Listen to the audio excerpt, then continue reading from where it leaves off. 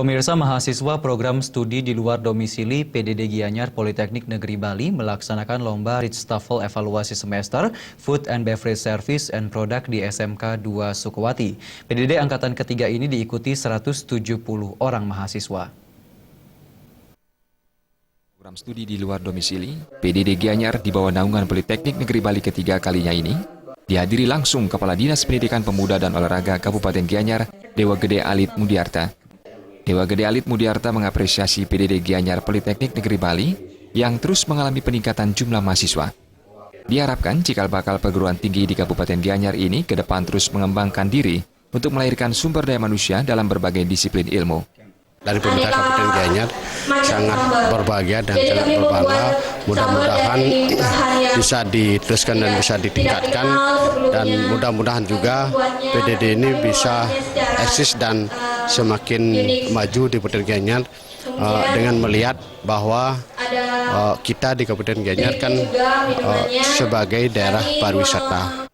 Koordinator PDD Gianyar Made Alus Dermanegara mengatakan, PDD Gianyar di bawah naungan Politeknik Negeri Bali merupakan awal pembentukan perguruan tinggi dengan bentuk akademi komunitas. PDD Gianyar optimis dalam waktu dekat pihaknya akan mendapatkan rekomendasi dari Direktorat Pendidikan Tinggi Dikti untuk menjadi perguruan tinggi. PDD adalah program di luar domisili. Kita adalah sebagai embrio untuk nanti ke depan menjadi sebuah perguruan tinggi negeri yang namanya nanti akademi komunitas.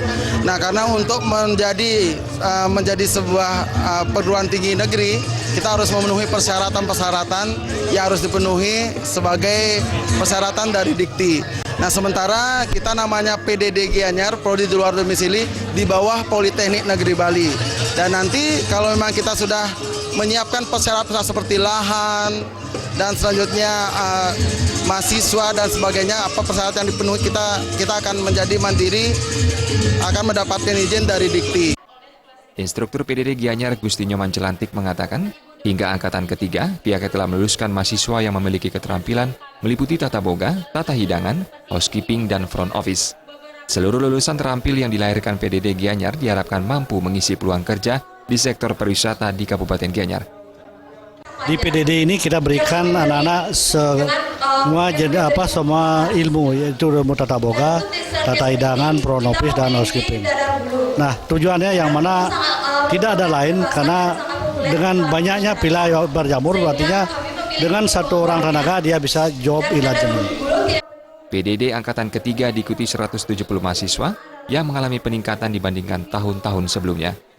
Angkatan pertama memiliki mahasiswa sebanyak 110 orang dan angkatan kedua memiliki mahasiswa sebanyak 168 orang. Dibekali keterampilan kewirausahaan, lulusan PDD Gianyar juga berpotensi menjadi calon pengusaha muda atau pembuka lapangan pekerjaan. Suteja dan Indra Wijaya